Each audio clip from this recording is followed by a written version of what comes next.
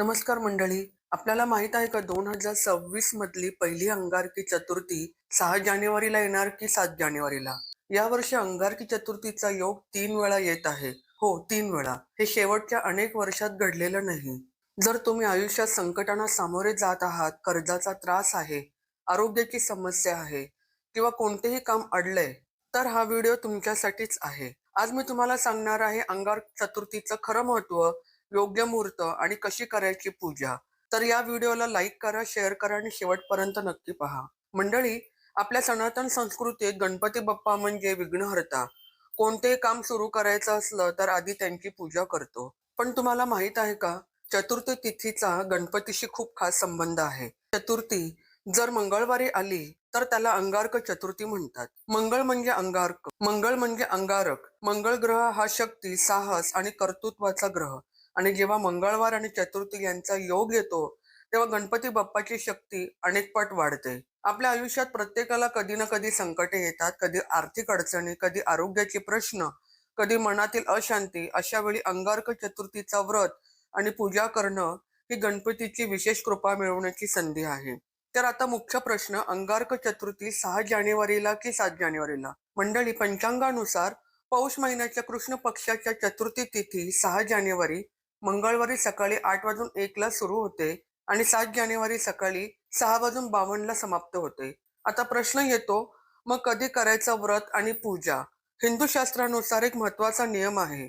संकष्टी चतुर्थीच्या व्रतात चंद्रोदयाच्या वेळी चतुर्थी तिथी असणं आवश्यक आहे. आता पाहूया, 7 जानेवारी रोजी जेव्हा चंद्र उगवतो तेव्हा चतुर्थी संपलेली असते, पंचमी सुरू झालेली असते. 6 जानेवारी रोजी जेव्हा चंद्र उगवतो तेव्हा चतुर्थी तिथी असते. म्हणून योग्य तारीख 6 जानेवारी 2026 आहे. हा गोंधळ का होतो? कारण तिथी 2 दिवस असते, पण आपल्या शास्त्रात तिथीचा निर्णय चंद्रमानानुसार घेतला जातो.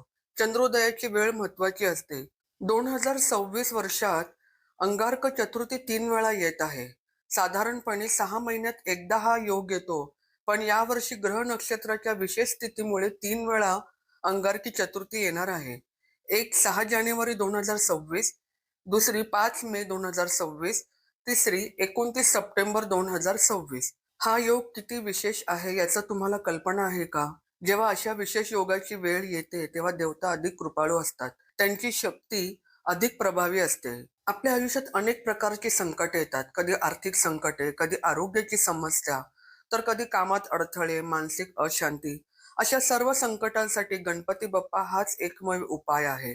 आणि अंगारकी चतुर्थीला केलेली पूजा संकट मोचन करते, कर्जमुक्ती देते, रोग व्याधी दूर करते, कार्यसिद्धी देते, मंगळ ग्रहाच्या अशुभ प्रभावापासून संरक्षण देखील करते. मंगळ ग्रह जर कुंडलीत खराब असेल त्याला मंगळ दोष म्हणतात. तर मग विवाहात अडथळे, भांडणं, अपघात, शस्त्रक्रिया अशा समस्या येतात. अंगारकी चतुर्थीचा व्रत मंगळ दोष शांत करण्यासाठी अतिशय प्रभावी आहे. मंडळी, अंगारक चतुर्थीच्या पूजेसाठी खूप मोठा आडंबर करायची गरज नाही. श्रद्धा आणि भाव हे महत्वाचं आहे. सकाळी लवकर उठा, स्नान करा, स्वच्छ कपडे घाला, घर स्वच्छ करा, घरातल्या पूजेच्या जागी गणपतीची मूर्ती किंवा फोटो ठेवा. दुर्वा, लाल फुलं, मोदक किंवा लाडू, फळं, नारळ, कुंकू, हळद, अगरबत्ती, दीप, पान, सुपारी हे सगळ्या गोष्टी देवाला व्हायच्या आहेत. मंत्र जप, वक्रतुंड महाकाय सूर्यकोटी समप्रभ निर्विघ्नं कुरु मे देव सर्व कार्येषु सर्वदा. हा मंत्र कितीही वेळा म्हणा, 108 वेळा म्हणाला तर उत्तम. ओम गम गणपतये नमः हा मंत्र सतत म्हणत राहा. आरती करा, मनातल्या मनात गणपतीला सगळं सांगा. तुमच्या अडचणी, तुमचं दुःख, तुमची इच्छा सगळं सांगा. बाप्पा ऐकतो, नक्कीच ऐकतोय. दिवसभर शक्य असेल तर उपवास करा, नाहीतर फळाहार करा. मन शुद्ध ठेवा, वाईट विचार टाळा. संध्याकाळचा विशेष विधी, चंद्रोदय हा सर्वात महत्वाचा भाग. 6 जानेवारी रोजी रात्री 9:17 चंद्र उगवतोय. त्यावेळी चंद्राला अर्घ्य द्या, पाणी अर्पण करा, ओम सोमाय नमा मंत्र म्हणा, गणपतीची पुन्हा आरती करा, नैवेद्य, मोदक, लाडू वाटा आणि नमस्कार करा. चंद्राची पूजा झाल्यावरच उपास सोडा. आणि शेवटी सर्वात महत्वाचं मंडळी, पूजा, मंत्र, विधी हे सगळं महत्वाचं आहे, पण यापेक्षा जास्त महत्वाचं काय आहे माहित आहे? तुमची भक्ती, तुमचा विश्वास, तुमची श्रद्धा. लहान मुलं गणपतीला किती सहज, किती प्रेमाने बोलतात. "बाप्पा मला लाडू दे, बाप्पा मला मदत कर ना." असंच तुम्हीही करा. गणपतीशी मित्रासारखं बोला, वडिलांसारखं बोला.